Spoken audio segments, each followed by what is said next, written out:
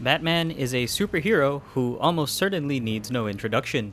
The famous Caped Crusader of DC has not only been a staple of his comic book roots, but also in various forms of media, from his movie incarnations, TV shows, animated cartoons, memes, There's no laws against the Pokemon, Batman. No, and of course, video games. Before Rocksteady made the Arkham series known, there have been numerous Batman video games throughout the years. These range from the older generations of the GameCube and Game Boy era to the much older ones of the SNES and Atari.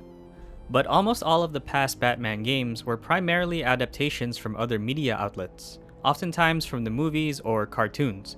So when an original Batman video game was announced, many fans, including myself, were excited.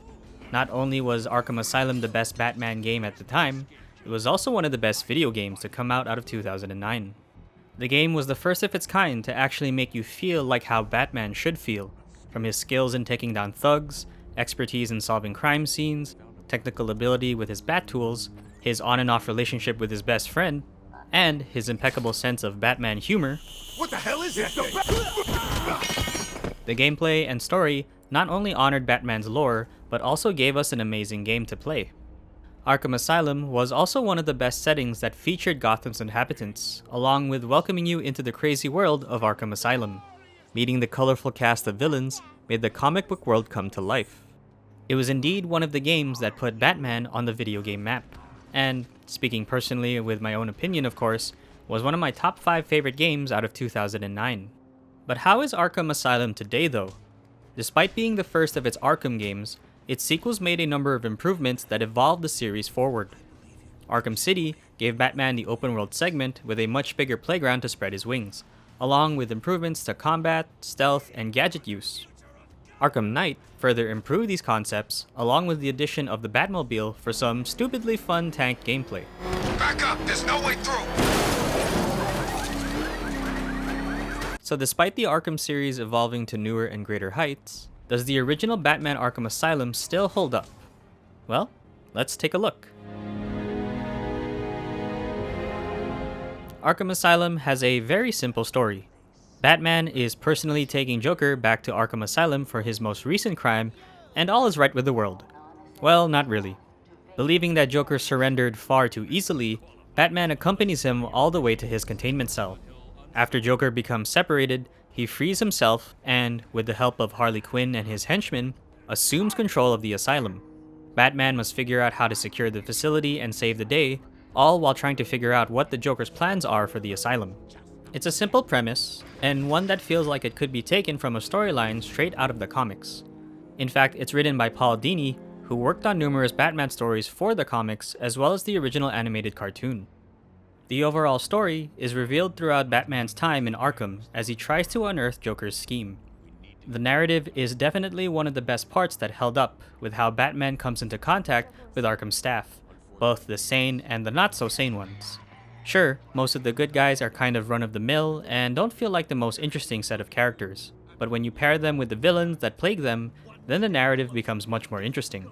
Villains like Victor Zsasz, who threatens to leave his mark on the staff, the towering and menacing-looking Killer Croc, who threatens to eat everyone, the spunky, sassy, and sadistic Harley Quinn, Pamela Ivy's eyes and thighs, all make the setting of Arkham feel deranged as they interact with both Batman and the staff. Joker himself is also one of my favorite narrative sections of the game. Even when he's not directly present, his PA and television announcements bring his deranged and charming personality to life. Idiot is running around the asylum dressed like a bat. I know! Crazy! Juxtaposed with Batman's serious tone, it's the Batman-Joker relationship formula that always makes for a good time. It also helps that Kevin Conroy, Mark Hamill, and Arlene Sorkin are the same voice actors from the animated series, which give even more life to the Batman-Joker and Harley Quinn dynamic. More thematic narratives like the Scarecrow sections that delve into Batman's psyche as Bruce Wayne are extremely good designs that have held up, since they show a more human side to Batman's often stoic and serious attitude. They also pile on the horror themes as well. I do appreciate the fourth wall breaking with trying to freak out the player. I do think this is one of the best designs that Arkham Asylum has over its successors, since they really make the horror element of Scarecrow terrifyingly personal to Batman. True, he has a few moments in Arkham Knight, but it never got to me in the same way that his Asylum counterpart did. Outside of the direct storytelling, the collectible interview tapes that showcase the villains were the other fun parts of the narrative that I enjoyed. While not necessary for the game's completion, they do add more personality to the villain roster, and you'll find them scattered throughout the Asylum. I think whether or not you have any interest in learning about the villains will determine whether this narrative design will hold your interest, but it definitely did for me.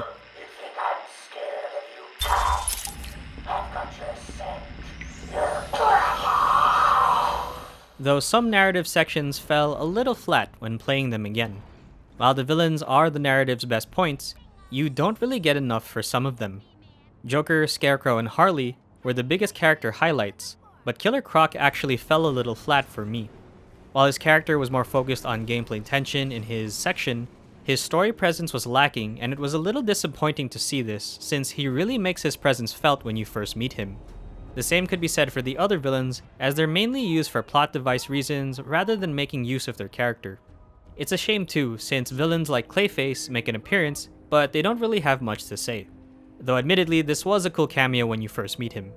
Still, in terms of the overall story and its narrative, Arkham Asylum checks all the boxes to make it compelling to go through. Not to mention, you do feel like you're in a Batman comic book story. Gameplay was still fun in Arkham Asylum, though expectations will definitely vary depending on your prior experience with the Arkham franchise. Moving through Arkham Asylum as Batman is pretty standard, and gameplay progression is tied to the tools that Batman receives throughout the game. You use these in order to traverse new areas, and you even use them in previous areas as you Metroidvania make your way back to them to complete objectives or look for secrets. The platforming and moving still felt fun to do inside of the Arkham facility, since you get things like vents and different leveled platforms to utilize. Though when it comes to the more open sections of the game, Arkham City and Arkham Knight definitely made me want to fly more in this game, as Batman felt a little too grounded when running through the open areas. Still though, the traversal aspect was fun for the smaller level design of the game. The freeform combat still tickled that perfectionist and even fighting game portion of my brain, as I tried to get perfect combos while avoiding damage. The sneaking also made Batman still feel like the ultimate predator, and taking out enemies from the shadows one by one was fun. Unfortunately though, if you've seen the combat in Arkham City and Arkham Knight, then this experience will feel like the most vanilla, as you don't really get some of the advances that the sequels gave, like with more moves in the combat system, more enemy types to deal with, as well as the different methods for taking out enemies during stealth. Of course, this was the first in the Arkham games to do it, so that's something you have to consider, but whether this gameplay will still be meaningful to play will depend on you. The portions where you get to do some investigation were okay.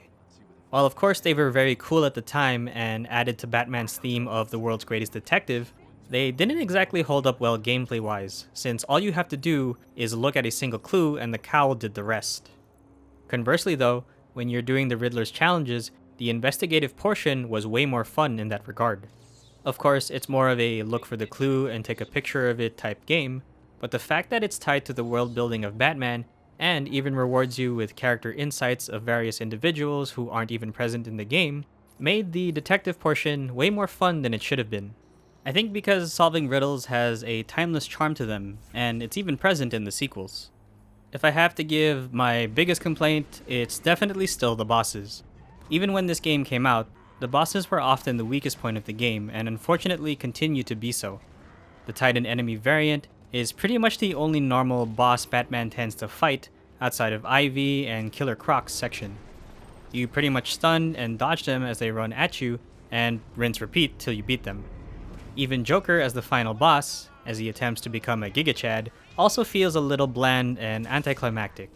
This is even more apparent with how City directly improves the bosses in that game, as well as Arkham Knight. So if you're okay with a little more vanilla-esque Batman combat and prowling, along with some of the still fun to do Riddler challenges, then you can still enjoy the overall gameplay of Arkham Asylum. I definitely did. The visuals still manages to stand out despite the 15-year age of the game. The character models, while they do show a bit of age in the Unreal Engine 3, still look very good.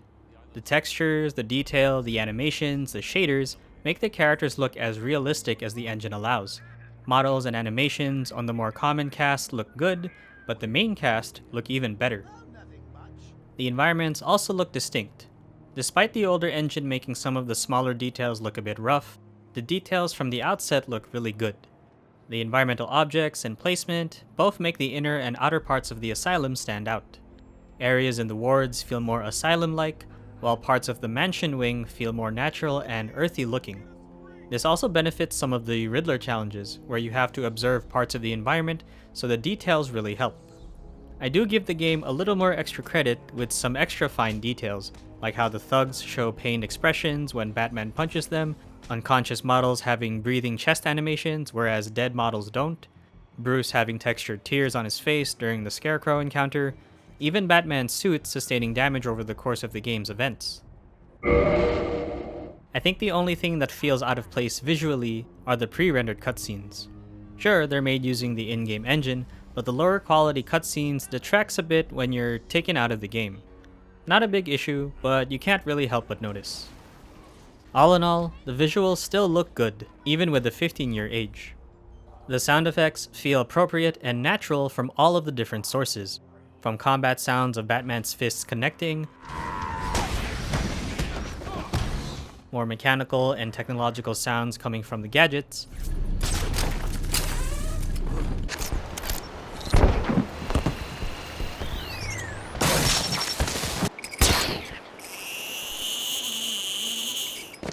all sound natural to hear. The music is also exceptionally appropriate. Even though there are no soundtracks that are meant to stand by themselves, the orchestra music to elevate gameplay segments are some of the best.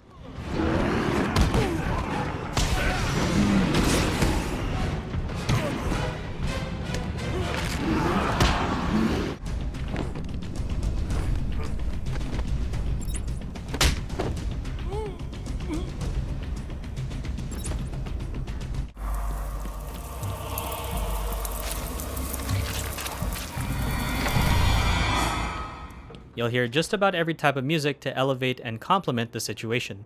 Though of all the sound profiles in the entire game, the voice acting is definitely the best. While there is some datedness in terms of the technicalities of production, the voice acting is still some of the best you'll hear. I don't want to escape. I'm having way too much fun. I even have you here to keep a smile on my face. Not for long. You won't find Mr. J. He's in the secret lab in the gardens and... oh, crap! Yep, I know. Damn. Well, he'll get me out. You'll see. A toy collar won't stop me from killing you, Batman. I'll rip you apart, eat your bones. That reminds me. I really need to get me some new Okay, shoes. move up. Batman, what's happening? Joker's escaped. He sealed himself off. He's got your father. Dad. Don't worry, I'm getting him back. Okay, I know, but... Oracle, I'm getting him back. Joker will not win. I won't let him. Every voice actor gives these characters their personalities. As a whole, Arkham Asylum still sounds very good. So overall, even with the 15-year age of the game and the many advances that came after it, I still had a fun time with Arkham Asylum. Sure, it may be a bit vanilla with the combat and stealth mechanics that its sequels ultimately improved upon, not to mention the inclusion of some other notable designs, but the narrative elements, Riddler challenges, and comic book-like story arc were some of the highlights that held up. I'd say if you've never touched any of the Arkham games before, Asylum would probably be the best place to start. Not only because it's the first chapter in the Arkham series if you're thinking about story, but it'll be more enjoyable to see how the gameplay has progressed since the first. Whether it's your first time or itching for a retro replay through the entire franchise, Arkham Asylum is definitely still fun to go through. But that's gonna do it for today, guys. Thank you so much for watching. There'll be more games to play and definitely more videos coming, so please stay tuned. I'll see you all next time.